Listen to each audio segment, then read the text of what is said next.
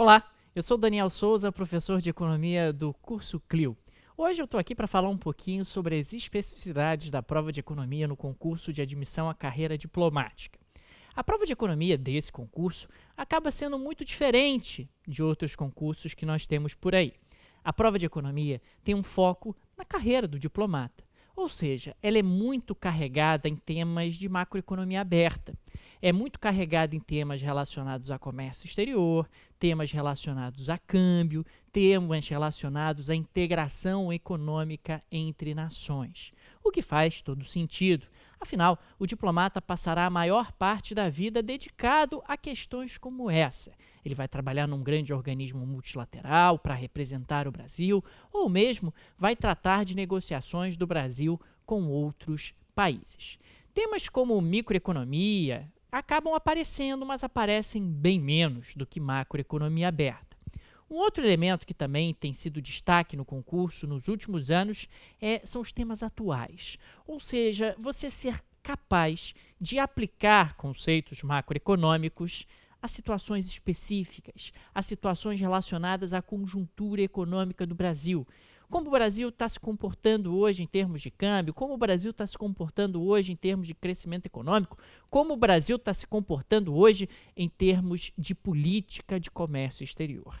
Então, falando um pouco sobre o grande diferencial desse concurso em relação a outros concursos, a gente está falando de macroeconomia aberta, extremamente pesada em relação a outros temas que também caem e fazem parte do conteúdo programático e, mais recentemente, conjuntura econômica e a capacidade analítica do candidato é avaliada.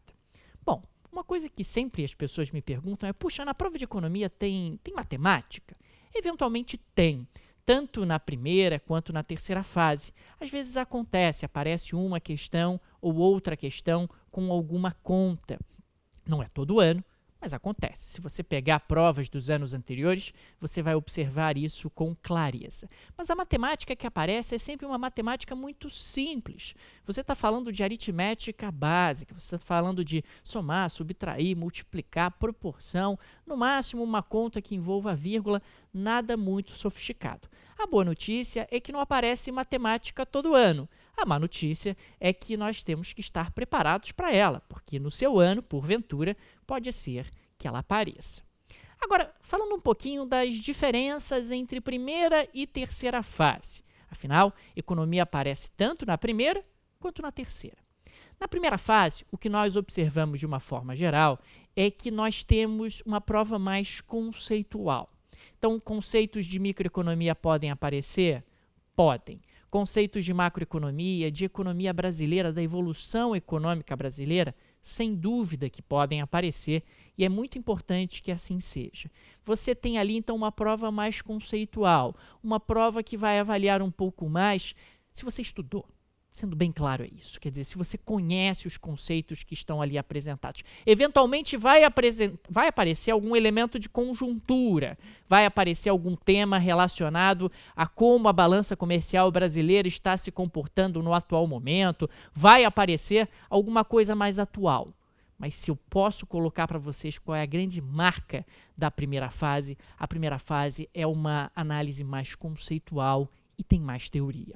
Quando a gente vai para a terceira fase da prova de economia, uma coisa que a gente precisa lembrar sempre é que a prova de economia é uma prova como outra qualquer. Então, numa questão discursiva, uma questão que pode ter 40, 60 linhas de resposta, você tem que construir algo muito bem estruturado, muito claro, com início, meio e fim. Você tem que ter uma resposta com introdução, desenvolvimento e conclusão. A introdução, claro, serve para introduzir o tema, para mostrar a que veio a sua resposta, para apresentar alguns conceitos básicos. O desenvolvimento ele serve para responder à pergunta. Você precisa ter em cada um dos parágrafos um argumento claramente estabelecido, claramente definido. E a conclusão ela serve para mostrar que, de acordo com o que foi apresentado nos parágrafos anteriores, a pergunta foi respondida. Então, quando a gente está falando de terceira fase, isso é o aspecto estrutural. Mas se a gente pensar um pouco em temas, na terceira fase, é privilegiado mais o tópico analítico, a capacidade analítica do candidato acaba sendo privilegiada.